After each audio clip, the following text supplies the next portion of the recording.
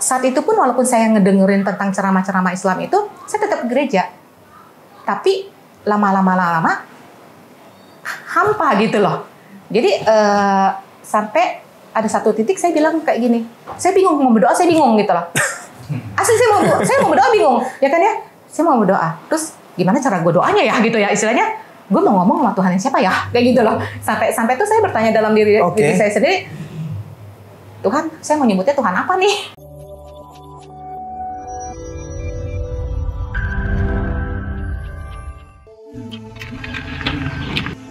Bismillahirrahmanirrahim. Assalamualaikum warahmatullahi wabarakatuh. Alhamdulillahirabbil alamin.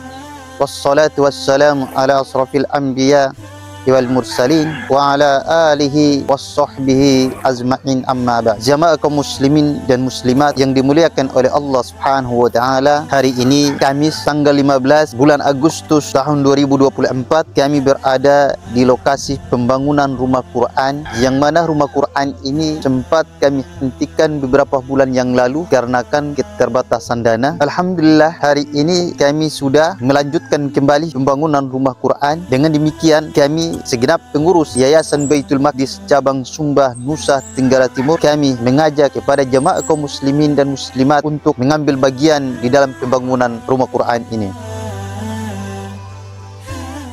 Assalamualaikum warahmatullahi wabarakatuh. Waalaikumsalam warahmatullahi wabarakatuh. Peribahasa Indonesia mengatakan tak kenal maka tak sayang. Cakep. Dalam bahasa Islam mengatakan tak kenal maka tak araf. Boleh diperkenalkan dulu Ibu, namanya, asalnya dari mana, sukunya apa, boleh Ibu? Nama saya Melitang, saya lahir dan besar di Jakarta, suku saya Chinese. Orang Chinese ini kan biasanya banyak pertimbangan ya kalau mau masuk Islam ya. Dulu sebelumnya agamanya apa Ibu? Katolik. Oh, dari Katolik? Ya. Dulu waktu di Katolik termasuk yang taat ke gereja atau yang memang biasa-biasa aja, Bu? Saya bisa dibilang cukup taat dan saya juga aktivis. Aktivisnya dalam arti saya aktif dalam kegiatan-kegiatan yang ada di dalam lingkungan gereja Katolik tersebut. Bisa diceritakan contohnya apa aja, Bu? Seperti saya ikut paduan suara. Oke. Terus juga saya ikut tata laksana ya kalau di gereja Katolik seperti itu gitu kan ya. Terus saya juga ikut kegiatan-kegiatan yang lainnya seperti itu. Dulu sebelum masuk Islam, pandangan tentang Islam itu apa sih? Kan balik lagi terkait masalah tadi bahwa biasanya yang kita tahu paradigmanya etnis Chinese ini ketika mendengar saudaranya ada yang mau masuk Islam itu jangan nih, lu jangan masuk Islam gitu. Ya. Tapi Ibu saat itu berpandangan tentang Islam itu apa? Dari kecil seperti saya memandang Islam itu jelek. Oke, boleh diceritakan? Ya, karena kenapa saya bisa berkata seperti itu? Jadi waktu dulu lahir dan sampai kelas 4 SD, saya tinggal di Jakarta dan itu jauh dari masjid ya. Jadi kami lebih sebenarnya sih dulu dibilang punya agama, bukan nggak punya agama juga ya, kayak apa, lebih ke Hongcu lah gitu kan. Tapi orang tua kami ini mendidik kami dan menyekolahkan kami ini ke sekolah Kristiani seperti itu. Nah dan di tempat tinggal kami pun yang dulu di Jakarta itu bisa dibilang kami jauh dari masjid ya seperti itu. Jadi kami nggak pernah mendengarkan ceramah atau apa segala macam seperti itu. Dan ya seperti umumnya warga Jakarta tuh nggak terlalu peduli lah lulu gue gitu kan ya. Nah kira-kira umur bukan umur ya, maksudnya kelas 4 SD itu keluarga memutuskan untuk pindah ke Tangerang. Nah di Tangerang ini kebetulan rumah kami dekat masjid nih.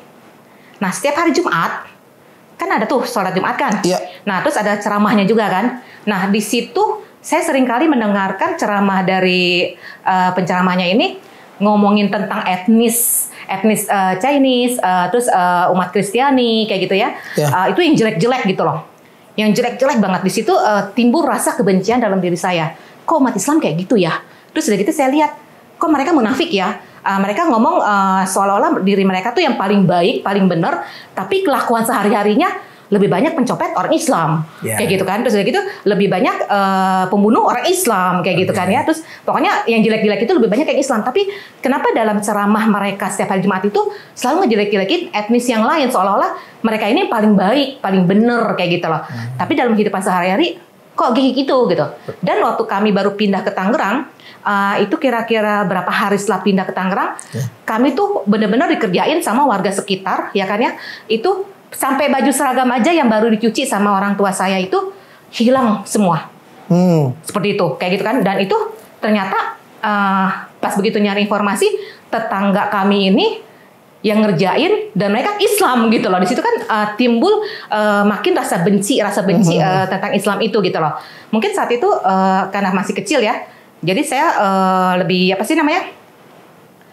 ngedengarnya dan melihat contoh nyata yang jelek tentang Islam. Saya tidak pernah mendengar tentang Islam yang baik-baik dan seperti itu gitu loh. Dengan seiringnya waktu bergaulah saya dengan orang Islam, teman-teman yang beragama Islam kan ya. Di situ saya lihat lagi, loh kok mereka beda ya dengan apa yang diomongin sama orang masjid di sekitar saya nih kayak gitu. Situ kan ya, itu kok aneh ya gitu.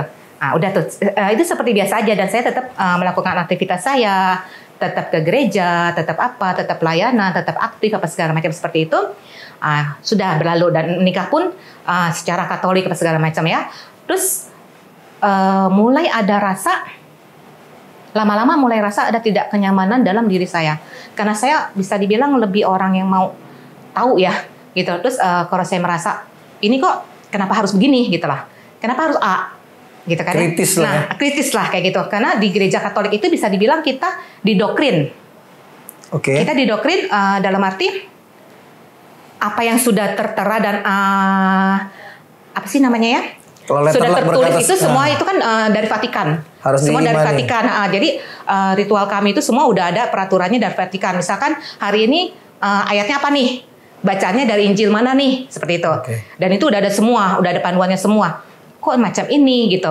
Dan itu bisa dibilang gereja Katolik di seluruh dunia itu sama.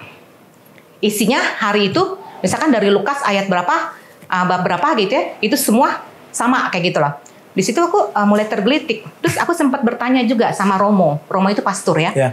Tanya sama pastor di situ, ada satu hal yang mengagetkan saya. Pas saya bertanya tentang hal, saya lupa waktu itu bertanya tentang apa gitu kan. Terus saya bertanya seperti itu dan pas itu langsung nunjuk-nunjuk saya. Kamu tidak ada iman, kamu tidak percaya gitu. Kamu tidak percaya dengan Kristus, kamu tidak ada iman. Seperti itu. Saya kaget. Padahal pastor itu, saya mengidolakan pastor itu. Karena lembut. Memang pastor ini lembut gitu loh, kebapaan apa segala macam gitu. Saya mengidolakan lah gitu loh. Apa yang kalau dia kasih ceramah di gereja itu, saya dengerin, saya ikutin gitu loh panduannya gitu kan ya. Terus tapi saat saya ngomong berdua sama pastor itu, saya bertanya secara langsung, saya langsung digituin, saya kaget gitu. Dari situ saya langsung timbul rasa down gitu loh. Nah dari situ mulailah saya gamang. Tentang kok kayak gini ya gitu loh. Kok seperti ini jawabannya ya. Saya dibilang kamu nggak percaya Yesus, kamu tuh pokoknya macam-macam deh. Banyak kata-kata yang tidak enak didengar diksinya. Iya kayak gitu. Kok seperti itu? Jadi di luar ekspektasi saya mendapatkan kata-kata yang sejuk gitu. Ternyata kok saya dapat kata yang hujatan. Di situ akhirnya ya sudah. Saya mulai agak mengurangi kegiatan saya. Oh, jadi sebab dijawab seperti itu akhirnya mulai ada gap antara ibu dan gereja. Betul. Jadi pas saat ibadah-ibadah itu pun saya mulai menghindari pastor tersebut. Karena kan di gereja Katolik itu pastor bukan cuma hanya satu paroki itu kan ya. Ada beberapa pastor kan. Dan itu sudah tertera tuh minggu ini siapa aja nih yang tugas kayak gitu kan ya. Jam berapanya kayak gitu kan ya. Jadi saya selalu lihat tuh di buku di lembaran parokinya itu saya lihat ada dia. Saya menghindari jam yang lainnya gitu lah. Jadi mulai ada rasa timbul seperti itu gitu loh. Karena ada rasa kekecewaan ya dalam diri saya ya. Kok saya bertanya karena saya nggak ngerti gitu loh. Dan dibilang kamu harus percaya, kamu harus dengar aja gitu loh. Apa yang dikasih tahu sama pastor, apa yang ini kamu harus percaya gini.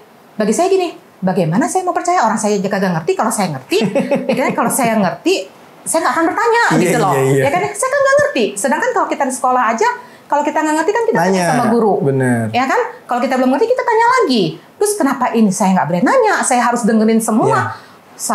Terus saya pikir kok sama aja saya seperti kerbau yang dijujuk hidung nggak ya? Harus ngikut aja ke kiri, ke kanan.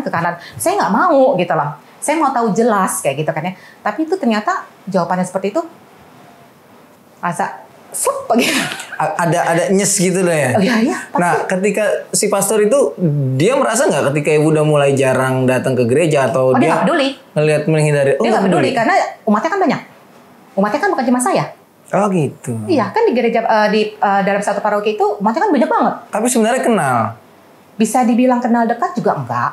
Kayak gitu. Tapi kenal muka lah, maksudnya setiap itu kan sering ketemu kan. Kenal lah. Kan saya udah bilang, saya mengidolakan pastor itu gitu loh. Karena yang saya lihat, yang selama ini saya lihat dan saya dengar, beliau itu sangat bijaksana, ngemong gitu loh. Kalau ngomong tuh enak, apa segala macem gitu kan. Kalau depan forum ya. Nah pas saat kita 1 lawan 1 lah ya, kita tatap muka gitu, bertanya langsung kayak gitu, dapat jawaban seperti itu tuh membuat saya rasa respect saya ke beliau langsung berkurang. Bukan berkurang, hilang. Langsung dung jatuh kok langsung. Gini sih gitu ya. Orang saya bertanya yang ini kok gitu loh kan, kenapa jawabannya seperti itu gitu lah, seperti itulah. Itu salah satu trigger sebenarnya. Salah satu pemantik ketika ibu mulai bertanya terkait masalah ayat yang ada di Bible kan sebenarnya. Iya, betul. Yang itu semestinya bisa dijelaskan dengan cara yang baik. Betul. Kemungkinan ibu sempat kepikir nggak ketika mungkin pastor jawab itu bahwa ibu nggak beriman karena mestinya pertanyaan emang ayat apa sih bu yang ditanyain saat itu? Saya udah lupa karena kejadian itu udah lama banget. Kayak gitu. Saya udah lupa gitu. Mungkin ayat-ayat yang kira-kira nggak bisa dilogikakan kali mungkin ya? Iya, kurang lebih seperti itulah. Saya lupa jelasnya gimana, daripada nanti saya salah ngomong kan. Pokoknya saya lupa. Jadi ada satu hal yang saya tanyakan seperti itu, malah saya dituduhnya seperti itu. Saya kaget banget gitu loh. Saya kaget banget. Di masa gamang itu kan dilematis pasti ya, bingung. Masih ingat nggak apa hal yang ngebuat ibu akhirnya coba merangkak untuk mencari kebenaran, yaitu mencari Islam? Saat itu saya tetap masih ngejalanin rutinitas saya, tapi saya sudah mengurangi kadar. Oke. Saya sudah mengurangi kadarnya seperti itu. Terus apa ya? Dibilang mencari kebenaran juga nggak juga, tapi bisa dibilang secara nggak langsung tuh seperti saya tuh dikasih masukan tentang Islam gitu loh. Secara saya tidak mencari loh ya, saya tidak mencari, tapi saya tuh ada aja tuh ketemu orang yang Islam tuh begini, terus gitu ada contoh nyata Islam yang begitu gitu loh, seperti itu gitu. Jadi ada contoh nyata yang Islam tentang Islam tuh yang baik seperti itu. Bukan saya mencari, tapi saya seolah-olah disodorkan gitu loh. Saya disodorkan ini loh Islam nih kayak gini nih gitu loh. Pas kita lagi ngobrol-ngobrol gitu kan sama teman, terus secara nggak sengaja memberitahukan tentang Islam nih kayak begini gitu loh. Padahal kita nggak ada maksud dan tujuan ngomongin tentang agama kayak gitu kan ya. Seperti itu. Dan situ ya udah, saya sih menganggapnya ya udah nggak. Obrolan biasa aja gitu ya. Biasa aja. Jadi belum ada gimana? Belum ada rasa tertarik atau seperti itulah. Itu kan saat itu belum tertarik bu ya? Iya. Ada fase apa ketika akhirnya ibu memutuskan bahwa gue pengen belajar Islam lebih dalam deh? Itu sebenarnya ada satu kejadian yang nggak enak juga sih sebenarnya buat saya kayak gitu kan ya. Saya bisa bilang dikasih ujian sama Allah tuh melalui rumah tangga. Oke.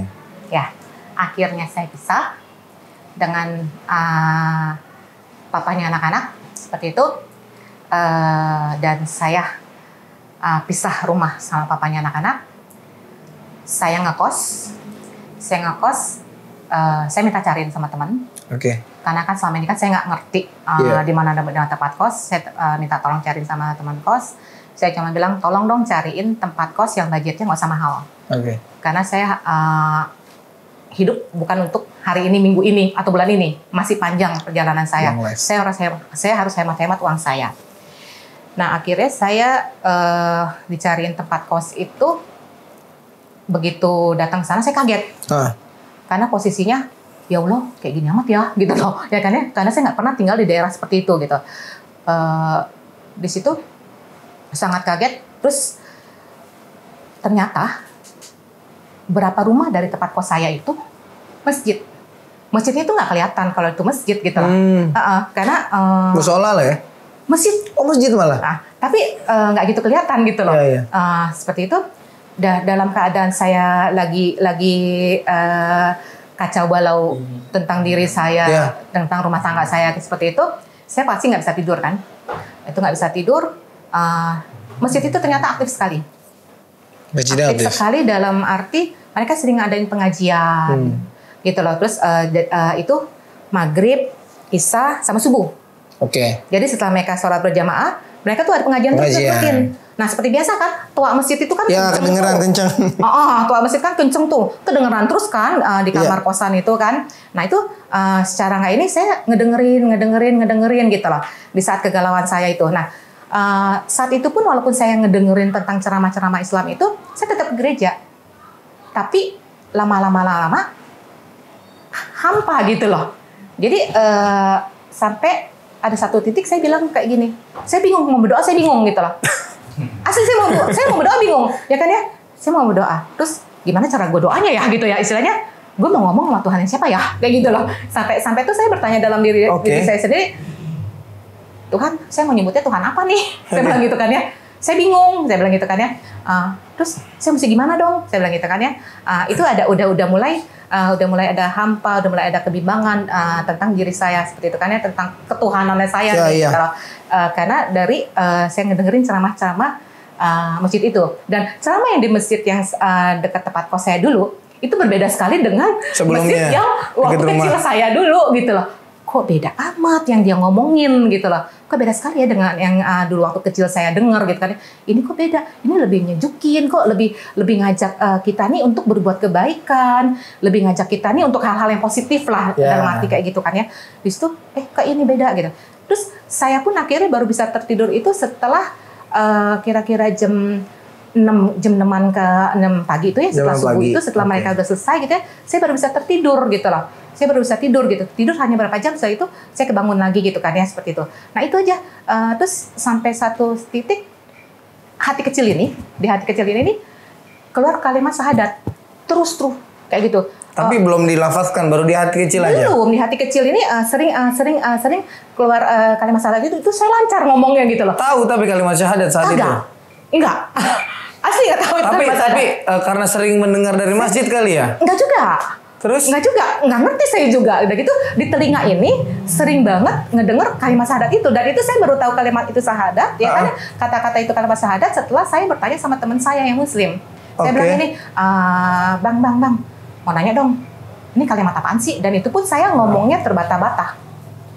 Saya ngomong terbata-bata tentang dengan ucapan kalimat itu gitu loh, ya kan ya? Saya bingung dengan kalimat-kalimat itu. Terus saya ngomong sama teman saya bilangnya nih, terus Mel, yeah. Itu kalimat syahadat, lu dikasih hidayah sama Allah, ayo sini gue islamin gitu. Aku kaget gitu kan ya. Aku kaget langsung bilang gitu, terus apaan sih lu? Aku bilang gitu. Apaan sih lu gitu? Gue udah Kristen, aku bilang gitu. Gue Kristiani. Kalau lu mau ngislamin orang, cari yang belum punya agama, lu jangan ngislamin gue udah punya agama, aku bilang gitu. Oh, sempat agak sensi juga ibu saat itu ya? Iya. Agak marah ya? Iyalah gitu loh. Seperti itu kan, karena saya merasa saya Kristiani loh, ya, gitu loh. Saya Kristiani loh. Islam, gitu. Kok lu malah langsung tiba-tiba gue ngomong kayak gini, lu langsung nyuruh gue masuk Islam gitu. Aku ada rasa tidak terima. Ya. Ada rasa tidak terima dalam diri saya seperti itu kan. Nah, setelah itu saya blokir nomornya. Karena saya nggak mau gitu loh. Sini. Ayo ketemu gue, gue islamin lo gitu. Oke, minta ampun saya gitu loh. Saya nggak mau gitu. Saya nggak mau. Tapi tetap saya masih ngedengerin ceramah-ceramah dari masjid itu aja gitu. Saya tetap dengerin gitu kan. Sampai akhirnya satu titik saya ketemu teman saya lagi. Terus saya tanya, saya mau tanya dong. Ini kalau berkaitan dengan kalimat syahadat itu lagi ternyata gitu kan ya. Dari kecil saya sering nih keluar kata-kata seperti ini, dan telinga saya juga sering kayak gitu loh. Saat itu saya melafazkannya aja masih belepotan gitu loh. Saya belepotan melafazkannya kalimat syahadat itu gitu kan ya. Terus itu kalimat syahadat, apaan tuh kalimat syahadat gitu. Kalimat syahadat itu dijelasin sama teman kan. Terus udah gitu dibilang terus gitu. Iya, terus dibilang gini, tenang aja, saya nggak akan islamin kamu kok, kata gitu. Terus Islam tidak butuh kamu, tapi kamu yang butuh Islam. Masya Allah. Nah, kata-kata itulah yang membuat saya langsung Islam tidak butuh saya, tapi saya yang butuh Islam. kayak gitu kan. Itu cukup membekas, cukup berkesan sekali bagi saya. Di situ saya mulai mencari tahu tuh tentang Islam. Dari titik itulah saya mulai mencari tahu tentang Islam. Saya sering baca, saya sering cari info apa segala macam dari Google apa segala macam gitu ya. Saya sering mencari Islam. Terus dia cuma kasih info ke saya gini, kamu mau cari info secara otodidak boleh, tapi tolong cari info yang benar, karena banyak yang menyesatkan. Yeah. Dibilang seperti itu. Jadi saat kamu mau mencari tahu tentang Islam, carilah yang benar-benar berqualified gitu loh. Jadi jangan yang sembarangan. Yep. Karena banyak banget yang mereka sebenarnya mereka nggak ngerti Islam, tapi mereka memposisikan diri, aku Islam nih, gitu loh, seperti itu gitu. Oh gitu, berarti udah. Terus saya bilang gini sama teman, boleh nggak kalau misalkan ada hal yang saya rasa nggak tahu, yang saya pengen tahu lebih dalam, gitu kan? Saya bertanya sama kamu, gitu loh. Terus dan itu saya akan dadakan tanyanya. Kamu mau jawab saat itu boleh nggak? Kamu mau jawabnya nanti kapan waktu? Terserah. Karena apa? Kalau saat saya terlintas dalam pikiran saya pertanyaan itu, saya harus cepet-cepet ini kan. Saya harus cepet-cepet sampaikan. Daripada saya lupa, saya bilang gitu. Mau jawabannya kapan? Terserah, saya bilang gitu. Oh boleh, gitu. Nah di situ saya melihat perbedaan dari teman yang satu dengan teman yang satu dengan istri A, si B ini gitu loh. Dan saya merasa nyaman. Dan saya merasa nyaman dengan si B ini. Nggak maksa, karena kan dia bilang, Islam nggak butuh kamu loh. Tapi kamu yang butuh Islam, dia bilang gitu kan. Itu berkesan banget buat saya gitu. Ya sudah, akhirnya seperti itu. Terus saya mulai belajar untuk sholat nih. Terus saya belajar buat puasa. Itu belum masuk Islam? Belum. Saya udah belajar untuk puasa. Saat itu momennya hampir dekat di bulan puasa gitu kan ya. Nah, terus saya belajar tuh. Dan alhamdulillah lolos. 1 bulan? Nggak mungkin 1 bulan lah. Kita perempuan kan ada ininya. Ada headnya. Seperti itu. Itu enggak. Jadi di situ saya belajar, saya lolos gitu loh. Itu saya belajar. Jadi saya coba belajar hal-hal yang kecil dulu gitu loh. Wow. Terus di situ saya nggak ngerti cara wudhu. Gitu kan ya, belum mengerti kan, karena kan saat itu saya nggak banyak bertanya sama orang karena saya takut. Saya takut nanti ada Islam yang aneh gitu loh. Iya. Saya nggak mau. Jadi nanti saya takutnya saya jadi mangsa empuk nih sama Islam yang aneh ini gitu kan. Saya nggak mau gitu lah. Karena kan sering saya dengar kan Islam tuh teroris apa segala macam gitu kan ya. Kita dicuci otak, akhirnya nanti kita dijadiin penganten kayak gitu kan ya. Tahu ya artinya penganten ya gitu. Saya nggak mau gitu lah. Jadi saya mau benar-benar belajar Islam yang sesungguhnya Islam kayak gitu. Tapi saya udah mulai melakukan hal-hal yang kecil kayak gitu. Saya mulai melakukan hal-hal yang kecil seperti itu sampai akhirnya saya ketemu kawan, saya diajarin cara wudhu kayak gitu. Nah sejak saya mulai mempelajari Islam itu, saya mulai pelan-pelan menarik diri dari gereja. Gitu. Saya mulai menarik diri, tidak datang ibadah lagi setiap minggu. Full sama sekali nggak pernah datang setelah itu. Enggak. Jadi dari awalnya rajin setiap minggu berkurang 2 minggu sekali. Nanti berkurang lagi lama-lama benar-benar pure saya nggak ke gereja lagi. Meskipun saat nggak ke gereja pun belum sempat masuk Islam belum. Jadi belum syahadat, belum apa kayak gitu, enggak gitu lah, belum. Jadi saat saya sudah mendengar kata-kata yang itulah gitu, yang Islam nggak butuh kamu, tapi kamu yang butuh Islam seperti itu. Nah itu di situ mulai berkurang kadar saya ke gereja, dan saya tidak ada, kalau orang Kristen kan bilangnya sukacita ya. Ke gereja itu penuh dengan sukacita, ada rasa rindu, ada rasa kangen, mau bertemu dengan Tuhan kayak gitu kan, seperti itu kan ya.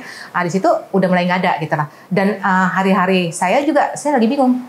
Tuhan, saya berdoanya gimana nih? Ke Tuhan yang mana nih? Saya bilang gitu kan ya. Itu benar loh.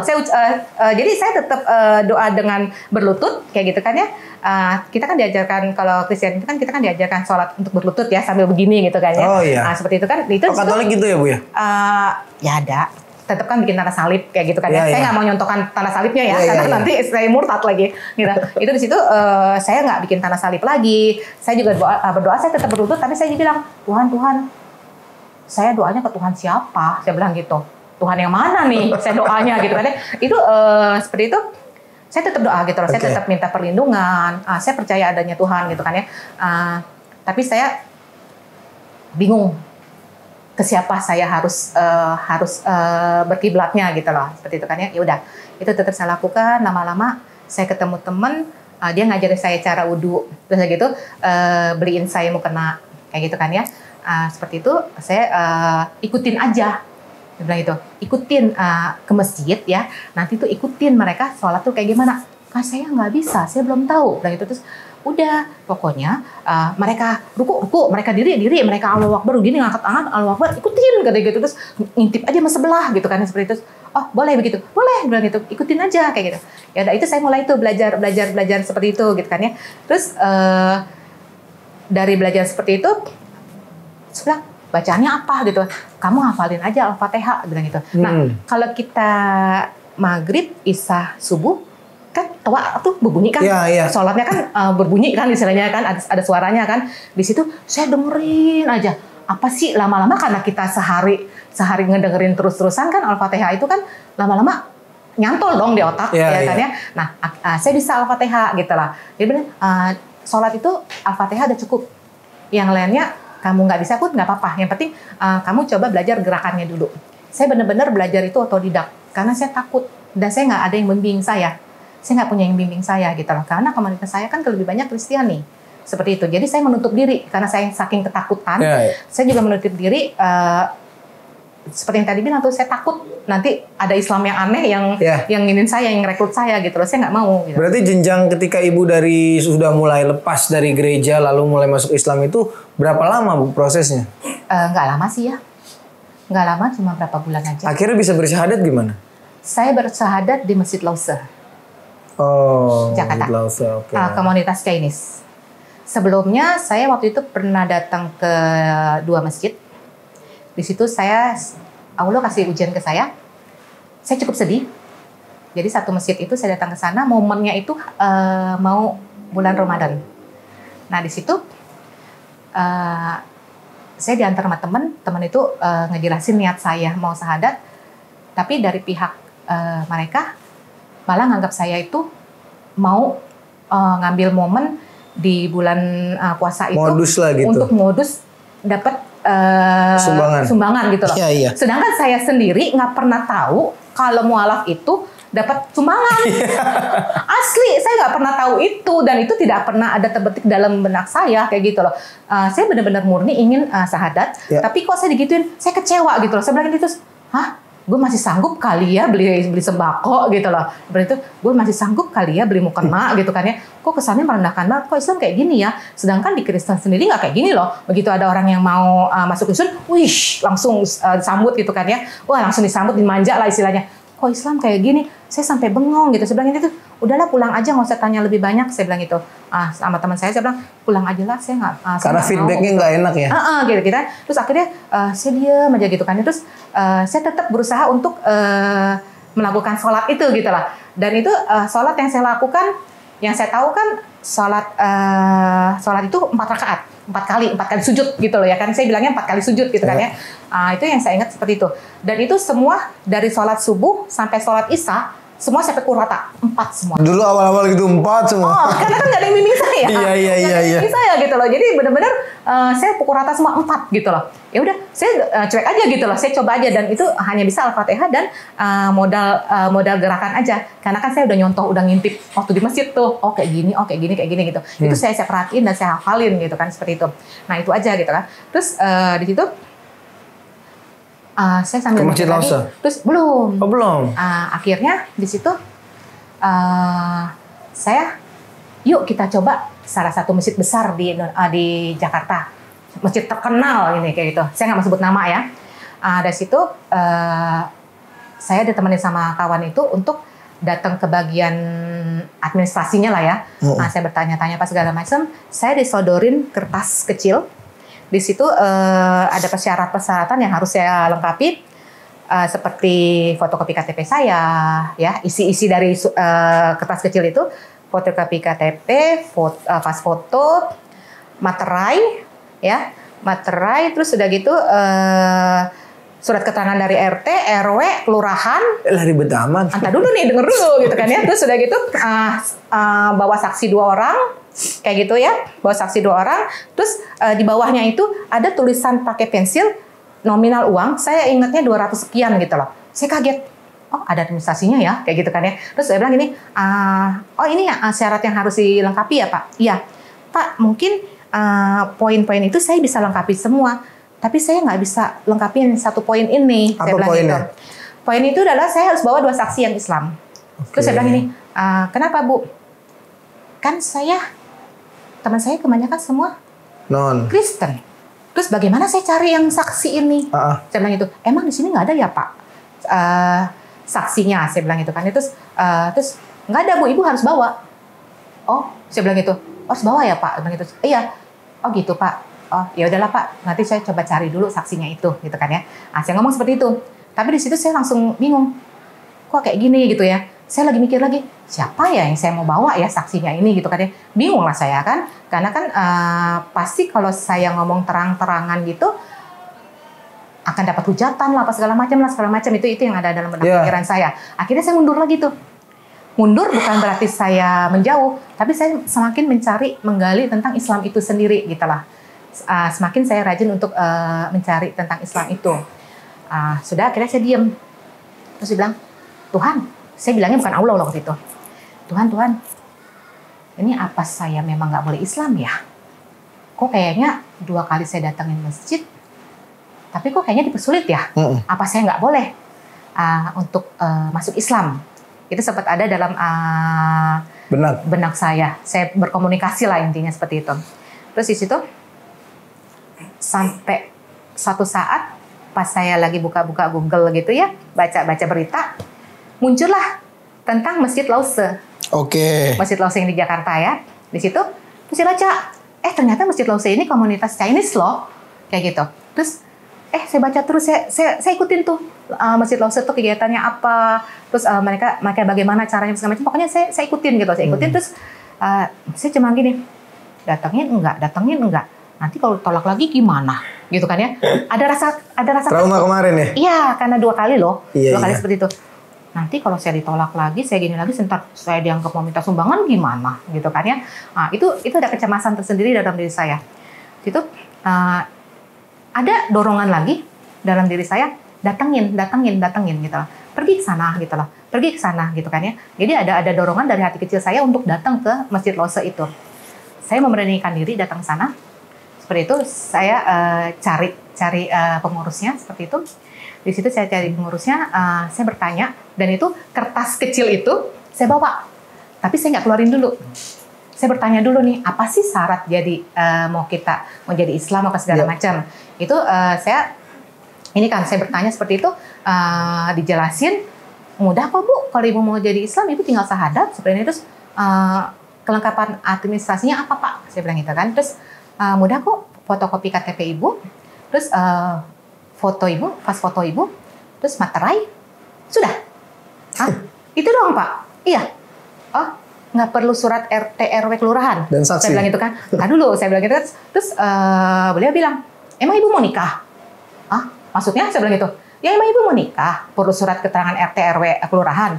Tuh, enggak, bilang gitu. Terus nggak perlu Bu, bilang gitu. Itu cukup dengan fotokopi KTP Ibu untuk menyatakan Ibu mau jadi Muslim seperti itu, dan foto Ibu itu untuk dipiagam ya, surat-surat keterangan mualaf, dan materai itu surat menyatakan kalau Ibu tidak ada paksaan dari siapapun untuk mau menjadi Islam ini gitu lah. Terus oh gitu ya Pak. Terus saya tanya lagi, berapa Pak biaya administrasinya yang harus harus saya keluarkan? Ya kan ya. Terus biaya admin apa ya Bu? Iya, saya harus keluarin biaya berapa untuk saya masuk Islam ini gitu kan. Terus nggak ada Bu, bilang gitu. Terus oh gitu ya Pak? Iya. Oh terus saya nggak punya saksi Pak, saya bilang gitu kan ya.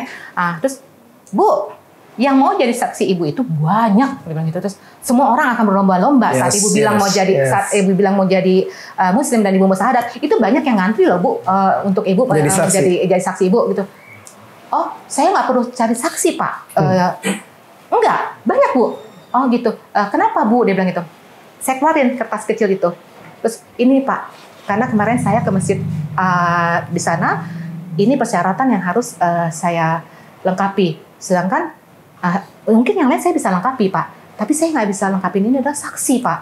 Itu yang saya bingung Pak. Orang saya mau masuk Islam aja saya diem-diem kok. Kalau keluarga saya tahu pasti rame Pak. Saya bilang gitu kan ya. Itu saya rame, makanya saya diem-diem gitu loh. Pasti perang dunia nih, saya bilang gitu kan. Itu yang saya nggak bisa lengkapi Pak. Bu, Islam itu tidak seperti itu hanya oknum. Gitu lah. Karena saya sempat berpikiran negatif tentang Islam sejak yang saya ditolak 2 kali itu gitu lah. Karena dalam hati saya begini, kalau sampai yang ketiga kali ini saya datangin masjid ini mereka responnya seperti itu, berarti itu jawaban dari Tuhan saya tidak boleh masuk Islam. Gitu lah. Itu seperti itu. Ternyata enggak. Mereka cuma bilang, Bu di sini ada syaratnya, dia bilang gitu. Terus apa tuh Pak gitu? Ibu harus belajar dulu nih. Ibu dengar kajian dulu, ibu belajar, baru nanti kita keluarin sertifikatnya. Karena banyak sekarang mereka mau sertifikatnya itu hanya untuk kepentingan tertentu. Misalkan dalam mereka bekerja, ya kan ya, terus dalam mereka mau menikah seperti itu. Nah mereka kan perlu asupan ilmu. Surat apa? Surat sertifikat tadi. Pernyataan dia sudah masuk Islam. Oh gitu kan, terus oh gitu ya Pak. Iya, terus itu aja sih syaratnya kita gitu. Kenapa kita keluarin itu? Supaya ibu sungguh-sungguh mengenal Islam nih. Ibu tahu nih gitu loh. Nah di situ saya suka gitu loh. Bagus ya, masjid ini bagus ya. Karena apa? Mereka menganjurkan kita bukan hanya sekedar syahadat aja, terus dapat piagam, setelah itu selesai gitu loh. Ternyata mereka ngajarin kita. Dibina dulu gitu, baru keluar tuh sertifikat itu. Jadi mereka mau melihat kesungguhan kita dulu gitu loh. Di situ saya suka gitu. Ya udah saya bilang, oke Pak, bagaimana kalau saya ikut kajian dulu berapa kali, baru saya syahadat. Boleh, itu terserah ibu. Seperti itu.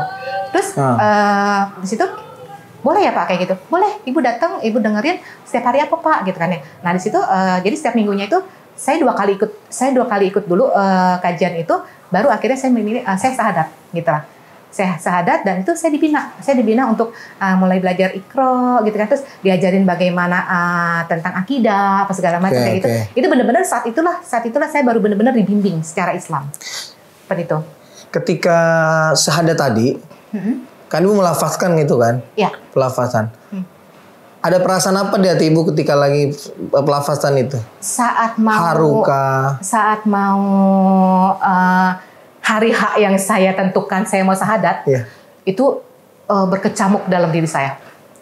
Berkecamuk asli, deg-degan, nggak bisa tidur apa segala macam. Pokoknya gimana ya?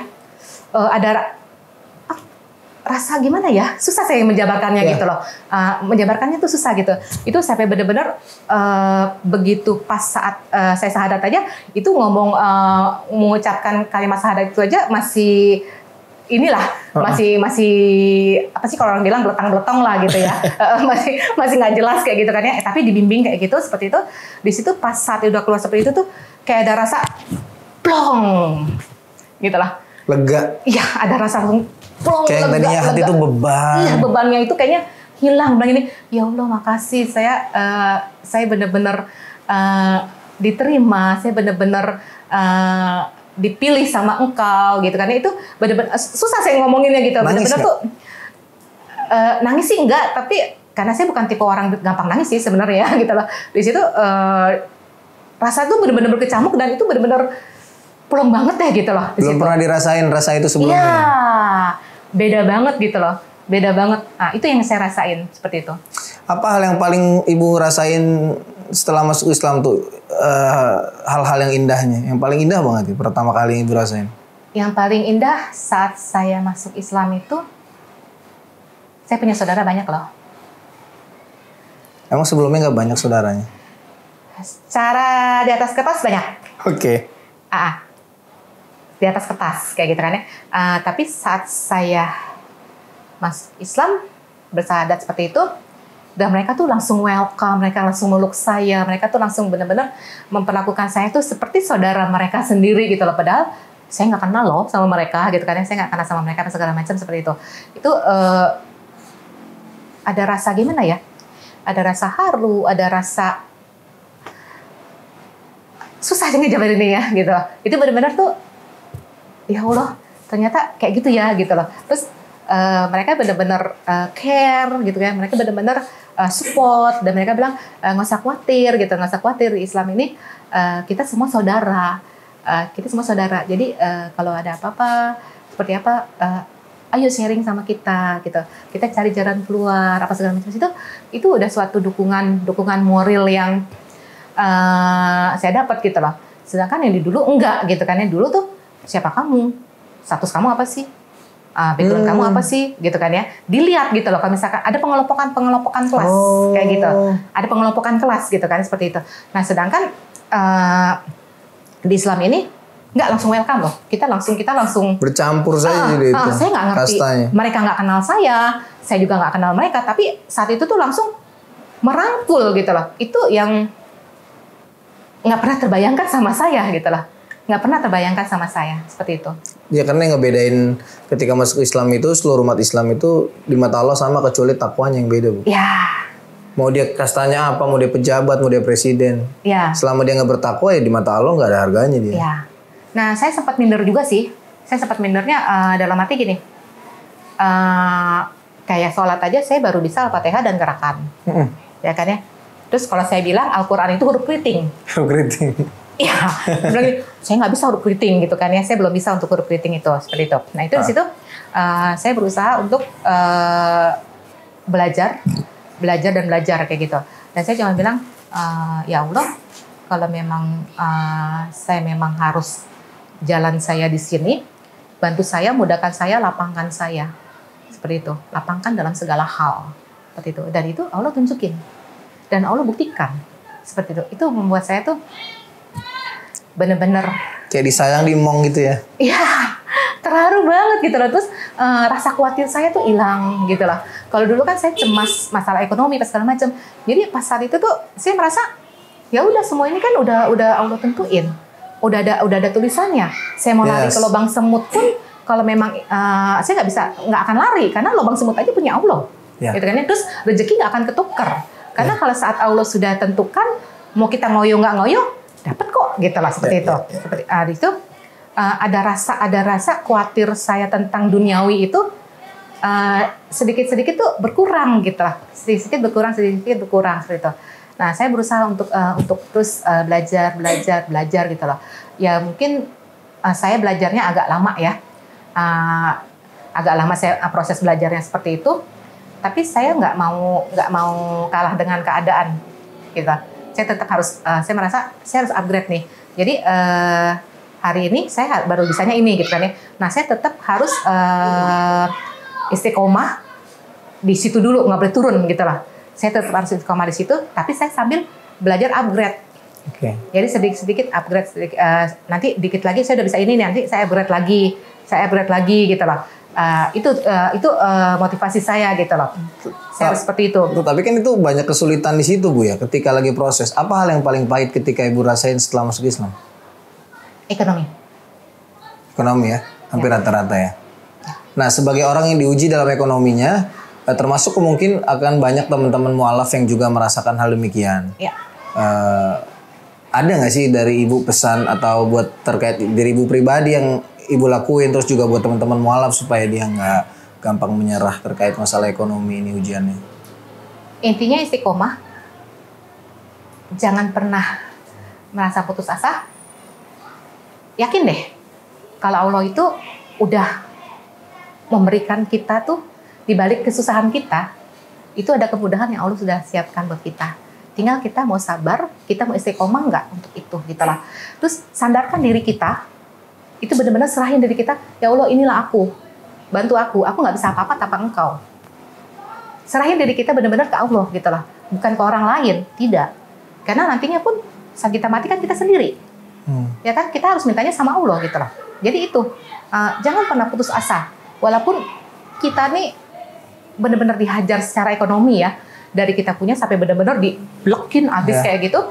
Nah, Allah baik loh, Allah tuh mau kita nih hidup benar. Allah mau nih mungkin dari cara dulu kita mencari rezeki itu mungkin bagi Allah, bagi kita halal, bagi Allah enggak loh, itu salah loh caranya gitu kan ya. Itu kadang kita nggak menyadari itu gitu. Nah di situ tuh Allah mau menyucikan diri kita sesuci-sucinya. Terus saat Allah masih kasih kita ujian, berarti tuh Allah tuh sayang sama kita loh. Karena Allah pengen ngedengerin rintihan kita, terus pengen kita tuh ngibad, terus pengen kita tuh komunikasi tuh sama Allah gitu lah. Pada dasarnya kan sholat itu kan kita komunikasi ya. Terus kita menundukkan diri kita. Jangan ini aku. Enggak. Kita harus nundukin diri kita. Kita serahin sama Allah. Nah saat kita benar-benar berserah itu, yakin banget. Allah udah siapin sesuatu yang indah buat kita.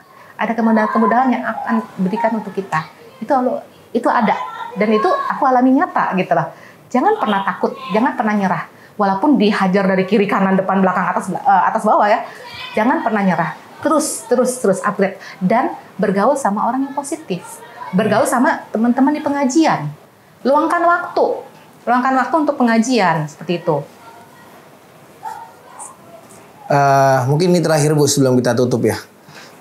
Kadang kan banyak dari teman-teman mualaf kita yang akhirnya, mohon maaf ya, ini udah lumrah sekali di tengah-tengah dunia peryayasan dan permualafan. Banyak mereka yang menyandarkan dirinya kepada yayasan aja gitu. Akhirnya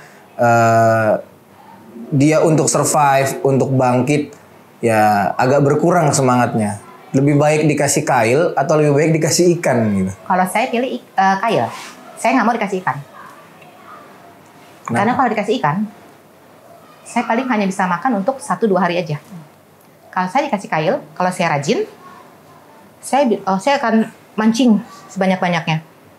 Dari hasil ikan itu, saya bisa jual kah? Atau saya bisa untuk stok makan saya kah? Atau saya bisa untuk berbagi dengan orang lain? Kalau saya hanya dikasih ikan, cukup untuk diri saya aja kan? Dan itu hanya cukup untuk beberapa hari aja. Saya lebih sukanya kasih kail aja. Dan itu mungkin para yang care dengan mualaf ini, kasih mereka kail. Jangan kasih ikannya. Gitu. Kasih kail. Seperti itu. Dan mereka juga, walaupun mereka mualaf atau tidak pun, mereka kan tetap harus berusaha kan. Ya. Jadi jangan manjakan para mualaf ini dengan ikan itu, gitu lah. Kasih mereka kail. Contohnya dengan kita diajarkan untuk usaha, kayak gitu ya kan ya. Belajar nih, misalkan belajar masak, atau kita belajar apa, kayak gitu. Kita belajar bikin kue, gitu kan ya. Mungkin belajar bikin masakan-masakan, kayak gitu kan ya. Coba arahkan mualaf ini dengan arahkan mualaf ini nih untuk dagang gitu loh, untuk wirausaha seperti itu. Jangan hanya mengharapkan ikan aja dari yayasan-yayasan atau para peduli mualaf ini gitu loh, seperti itu. Itu aja gitu loh. Jadi tolong deh berdayakan mualaf ini untuk hal-hal yang positif di luar dari pengajian-pengajian seperti itu. Banyak cara gitu loh. Terakhir Bu, Ibu lagi usaha apa sekarang? Kailnya? Saat ini saya lagi usaha jualan keripik balado, dan saya jualan oleh-oleh kali ya, oleh-oleh khas Minang, seperti kayak keripik balado, kerupuk kulit, terus kerupuk kamang. Kerupuk kamang itu semacam kayak opak ya, seperti itu. Dan saya juga ini saya dapat kiriman langsung dari Padang untuk saya jualin gitu, untuk saya jualin. Nah di situ saya nggak mau dikasih ikan, saya bilang tolong kasih saya kail gitu. Dari kail itu saya insya Allah saya akan bisa untuk mencukupi diri saya. Saya tidak mau mengiba-iba ke orang gitu loh. Saya tidak mau menjual kemualafan saya ini. Saya nggak mau karena mualaf ini nanti dikasihani terus minta dari sana, minta dari sini, sumbangan. Pantang bagi saya. Saya mau tolong kasih saya kail. Dan ini salah satunya saya dikasih kail ini gitu loh. Jadi harganya berapa? Kenapa? Ini saya jual 25.000. Bagaimana kalau mau pesan Bu? 0851 7990 9205. Korek? Oke, nanti teman-teman yang mau pesan boleh langsung ke Bu Meli. Insyaallah. Bu Meli, terima kasih banyak ya. Mudah-mudahan usahanya lancar. Amin. Istiqomah di jalan Allah. Amin. Doain saya tetap istiqomah ya. Amin. Biar sehat semua keluarganya Ibu ya. Amin. Baik, terima kasih. Assalamualaikum warahmatullahi wabarakatuh. Waalaikumsalam warahmatullahi wabarakatuh.